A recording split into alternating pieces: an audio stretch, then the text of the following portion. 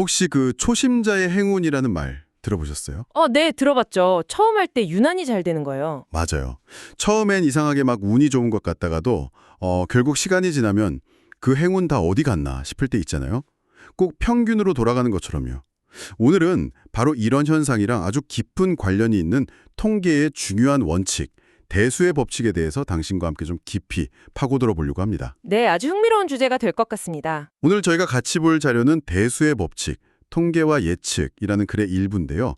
이 글이 데이터가 많아질수록 예측이 어떻게 더 정확해지는지를 설명해주고 있어요. 네, 데이터의 양과 예측 정확도의 관계군요. 그렇죠. 그래서 이번 탐구의 목표는 이 대수의 법칙, 이게 정확히 뭔지, 그리고 왜 데이터가 많을수록 예측이 더 정확해지는 건지, 또 이게 우리 실생활이랑 어떻게 연결되는지 자료에 나온 재미있는 예시들을 통해서 한번 알아보려고 합니다. 좋습니다. 자, 그럼 한번 본격적으로 이야기를 시작해 볼까요? 네? 먼저 이 글에서 설명하는 대수의 법칙, 이 핵심 개념부터 좀 짚어보죠. 네, 그러시죠. 이게 기본적으로 어떤 실험이나 관찰을 아주 여러 번, 그러니까 많이 반복하면요, 그 결과들의 평균값이 이론적인 실제값이나 확률에 점점 더 가까워진다는 원칙이에요.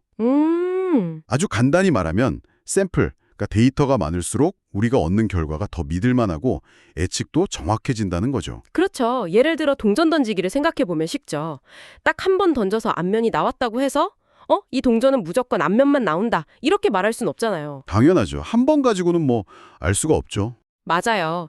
단 한 번의 동전 던지기 결과는 완전히 뭐랄까 예측 불가능해 보이죠. 앞면 아니면 뒷면. 근데 그 동전을 수백 번, 수천 번, 아니 막 수만 번 던지면 어떻게 될까요? 던지면 던질수록 앞면이랑 뒷면 나오는 횟수가 비슷해지지 않을까요? 반번 정도로요? 정확합니다. 던지는 횟수가 늘어나면 늘어날수록 앞면이 나온 횟수의 비율은 신기하게도 점점 50%, 그러니까 0.5에 가까워질 거예요. 이게 바로 대수의 법칙이 보여주는 마법 같은 거죠. 아, 그러니까 개별 사건의 결과는 예측하기 어렵고 좀 혼란스러워 보일 수 있는데 그 사건들이 충분히 많이 쌓이면 그 안에서 일정한 패턴, 그러니까 숨겨져 있던 실제 확률이나 평균값이 딱 드러난다는 겁니다. 그럼 개별적인 결과들은 약간 노이즈처럼 변동성이 크지만 그게 많이 모이면 서로 막 상쇄가 되면서 전체적인 신호, 그러니까 진짜 경향성이 나타난다는 말씀이시군요. 네, 맞아요. 아주 좋은 비유입니다. 뭐랄까, 파도 하나하나는 제멋대로 치는 것 같아도 전체적인 해수면 높이는 일정한 것처럼요. 네네, 이해가 되네요. 단기적으로 보면 운이 아주 좋거나 아주 나쁜 것처럼 보이는 극단적인 결과가 나올 수도 있지만 길게 보면, 장기적인 관점에서 보면 그런 예외적인 상황들은 결국 평균으로 돌아가려는, 회귀하려는 경향을 보여요. 이 법칙의 핵심은 바로 많은 수, 영어로 하면 large numbers죠.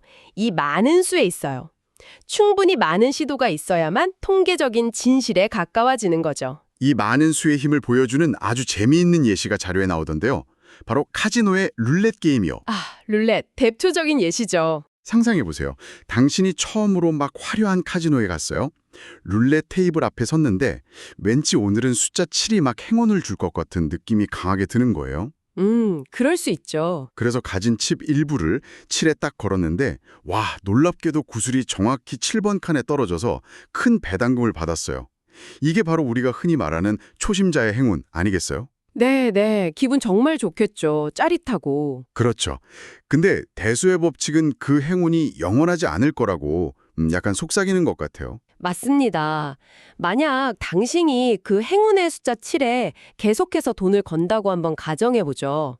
한 번, 10번, 100번, 1000번 이렇게 수없이 반복해서 베팅하면 결과가 어떻게 될까요? 글쎄요. 처음엔 운이 좋아서 좀 딸 수도 있겠지만 계속 7에만 걸면 결국은 돈을 잃게 되지 않을까요? 아무래도 룰렛에는 숫자가 워낙 많으니까요. 정확해요. 자료에서도 지적하듯이 베팅 횟수가 많아질수록 당신이 이긴 횟수랑 진 횟수의 비율, 이걸 이제 상대적 빈도라고 하는데 이게 7번 칸이 나올 실제 수학적 확률에 점점 더 가까워질 거예요. 실제 확률이요? 네.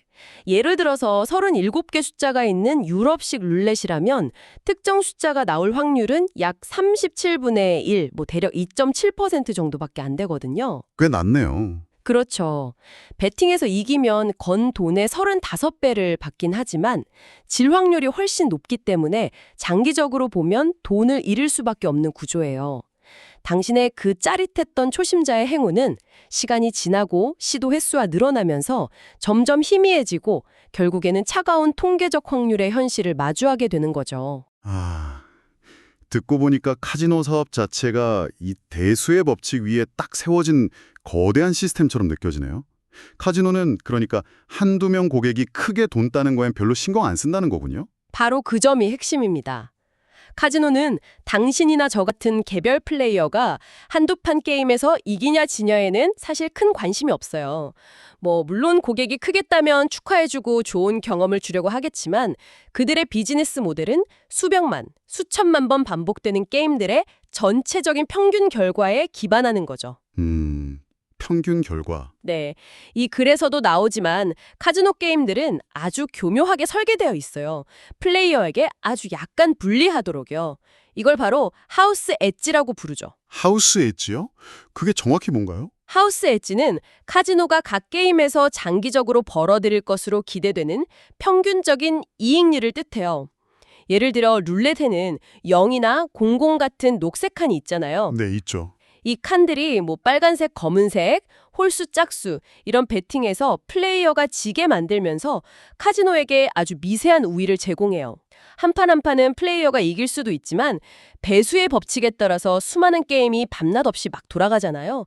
그러면서 이 작은 하우스 엣지가 쌓이고 쌓여서 카지노에게는 예측 가능하고 꾸준한 수익을 안겨주는 겁니다. 아, 그러니까 개별 플레이어들의 승리는 다른 플레이어들의 손실이랑 통계적으로 상쇄되고 카지노는 결국 설계된 확률적 우위만큼 이익을 본다는 거군요. 그렇죠. 어떻게 보면 카지노는 확률 그 자체를 파는 사업이라고 할 수 있어요. 대수의 법칙이 그들의 아주 든든한 보험인 셈이죠. 와, 진짜 흥미롭네요. 근데 갑자기 궁금한 게 생겼어요. 사람들은 결국 장기적으로 카지노를 이길 수 없다는 걸 알 텐데 왜 계속 도박을 하는 걸까요? 대수의 법칙이 이렇게 명백한데도 말이죠. 아, 그거 아주 좋은 질문입니다. 여기에는 통계적인 현실하고 인간 심리 사이에 좀 간극이 존재해요. 심리요?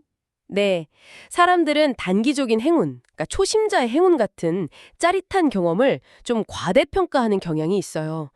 또 손실을 만회하려는 심리, 아니면 이번에는 다를 거야 하는 비합리적인 낙관주의, 도박사의 오류라고도 하죠. 거기에 빠지기도 하고요. 대수의 법칙은 장기적인 평균을 말해주지만 인간은 당장의 결과나 감정에 더 크게 영향을 받기 쉽거든요. 카지노는 바로 이런 인간 심리를 잘 활용하면서 대수의 법칙이라는 수학적 안전망 위에서 운용되는 거죠. 그렇군요. 통계적 진실과 심리적 함정 사이의 줄다리기 같네요, 약간. 맞아요. 그런데 카지노처럼 좀 특별한 산업 말고요. 우리 일상생활이랑 더 밀접한 분야에서도 이 대수의 법칙이 중요하게 작용하는 예가 있을까요? 아, 맞다. 자료에서 보험사 얘기가 나왔던 것 같았고요. 네, 맞습니다. 대수의 법칙은 카지노뿐만 아니라 우리 삶과 아주 밀접한 바로 그 보험 산업의 근간을 이루는 핵심 원리예요. 보험이요? 네. 당신이 자동차 보험 가입할 때 한번 생각해 보세요. 보험사가 당신 나이, 성별, 사는 지역, 운전 경력, 차종, 심지어 과거 사고 이력까지 엄청 많은 개인정보를 요구하잖아요. 네, 그렇죠. 엄청 꼼꼼하게 물어보죠. 왜 이렇게 자세한 정보가 필요할까요? 제가 얼마나 위험한 운전자인지 판단해서 보험료를 매기려는 거 아닐까요? 제가 사고를 많이 낼 사람 같으면 보험료 비싸게 받고 안전운전자 같으면 싸게 받고요. 그런 거 아니에요? 네, 표면적으로는 그렇게 보일 수 있죠. 하지만 보험사가 진짜 예측하려는 건요, 당신 개인이 내년에 사고를 낼지 안 낼지가 아니에요. 그건 사실 아무도 정확히 알 수 없죠. 아, 그래요? 네, 대신 보험사는 당신과 비슷한 조건, 그러니까 나이, 지역, 차종, 이런 게 비슷한 수십만 명의 다른 운전자들의 방대한 과거 데이터를 분석해요. 그리고 이 거대한 집단 전체의 평균적인 사고 발생률과 예상 손실액을 통계적으로 예측하는 겁니다. 아하. 그러니까 저 한 사람의 위험을 예측하는 게 아니라 저랑 비슷한 사람들을 이렇게 묶어서 그 묶음 전체의 위험을 예측한다는 거군요. 정확합니다. 바로 여기서 대수의 법칙이 강력한 힘을 발휘하는 거죠. 개별 운전자 한 명 한 명의 사고 여부는 매우 불확실하지만 수많은 운전자 집단 전체의 사고 발생 건수나 총 손실액은 대수의 법칙 덕분에 놀라울 정도로 안정적이고 예측 가능하게 돼요. 와, 신기하네요. 보험사는 이 예측치를 바탕으로 전체 가입자들한테서 걷어들여야 할 총 보험료를 계산하고 이걸 다시 각 가입자의 위험도에 따라 배분해서 개별 보험료를 책정하는 거예요. 잠깐만요. 그러면 제가 낸 보험료가 결국 제가 사고를 안 내더라도 다른 사고 낸 사람들 비용 메우는 데 쓰인다는 말씀이신가요? 그게 좀 공정한 건가요? 그 지점이 바로 보험의 본질이자 사회적 기능하고 연결되는 부분이에요. 네, 맞아요. 당신이 낸 보험료의 일부는 당신과 같은 보험 공동체에 속한 다른 누군가가 겪은 사고의 손실을 보상하는 데 사용됩니다. 이걸 위험 분산 또는 위험 풀링이라고 하죠. 위험 분산. 네. 반대로 당신이 혹시라도 불의의 사고를 당했을 때는 다른 수많은 가입자들이 된 보험료가 모여서 당신의 큰 경제적 손실을 감당해주는 안전망이 되는 거고요. 개개인에게는 예측 불가능하고 감당하기 어려운 큰 위험을 다수의 사람들이 조금씩 나누어 부담함으로써 사회 전체적으로 안정성을 높이는 시스템인 거죠. 이게 가능한 이유는 바로 대수의 법칙 덕분에 보험사가 전체 위험풀의 평균적인 손실을 예측하고 관리할 수 있기 때문이에요. 카지노가 개별 게임의 승패가 아니라 전체 평균 결과에 의존하듯이 보험사도 개별 가입자의 사고 발생이라는 불확실성을 전체 가입자로부터 받는 보험료 수입이라는 예측 가능한 흐름으로 상쇄하는 겁니다. 결국 당신이 내는 보험료에도 이 보이지 않는 통계의 힘이 작용하고 있는 셈이죠. 와, 정말 그렇네요. 카지노하고 보험, 전혀 다른 산업 같았는데 그 밑바탕에는 많은 수를 통해서 불확실성을 관리하고 예측 가능성을 확보한다는 똑같은 원리가 깔려 있었군요. 그렇습니다. 이 글에서 다루는 예시들은 결국 대수의 법칙이 어떻게 현실 세계의 다양한 문제에 적용되는지를 잘 보여주는 거죠.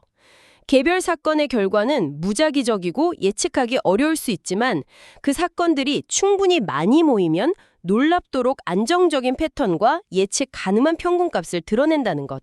이게 바로 대수의 법칙이 우리에게 주는 핵심적인 통찰이에요. 네. 데이터가 많을수록 관찰 대상이 늘어날수록 우리는 우연이나 예외적인 상황에 휘둘리지 않고 전체적인 경향성, 그러니까 통계적인 진실에 더 가까이 다가갈 수 있게 되는 거죠. 자, 그럼 지금까지 살펴본 내용을 한번 정리해 볼까요? 네, 좋죠. 대수의 법칙은 카지노의 운영 방식부터 우리가 내는 자동차 보험료 책정까지 생각보다 우리 삶 깊숙한 곳에서 작동하고 있는 강력한 통계적 원리라는 거네요. 맞습니다. 개별적인 불확실성에도 불구하고 방대한 데이터를 활용해서 위험을 관리하고 미래를 예측하는 것을 가능하게 해주는 힘. 이게 바로 많은 수가 가진 힘이다. 이렇게 요약할 수 있겠네요. 정확하게 정리해 주셨네요.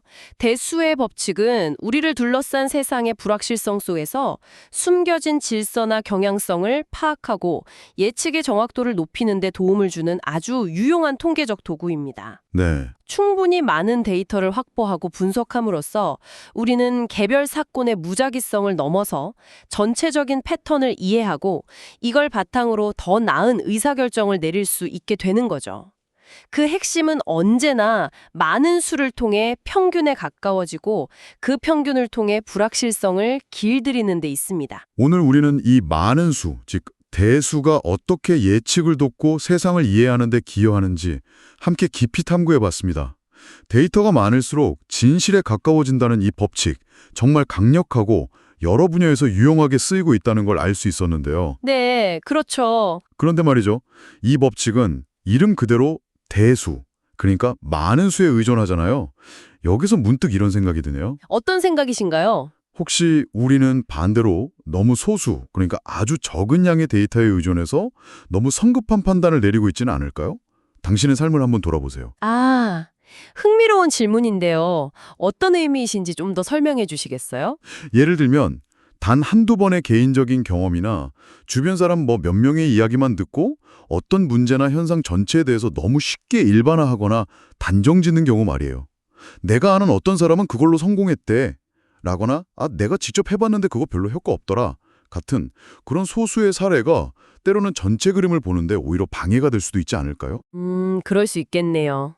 대수의 법칙이 우리에게 많은 수의 중요성을 알려준다면 역으로 적은 수에 기반한 판단의 위험성에 대해서도 경고하고 있는 건 아닐까? 뭐 이런 생각이 드는 거죠. 아, 일리가 있습니다. 몇 안 되는 경험이나 그냥 일화적인 증거가 통계적인 현실과 얼마나 다를 수 있는지 이 점에 대해서 한번 곰곰이 생각해 보는 것도 오늘 나눈 이야기에 좀 의미 있는 연장선이 되지 않을까 싶습니다. 네, 아주 좋은 지적이십니다. 충분히 생각해 볼 만한 문제네요.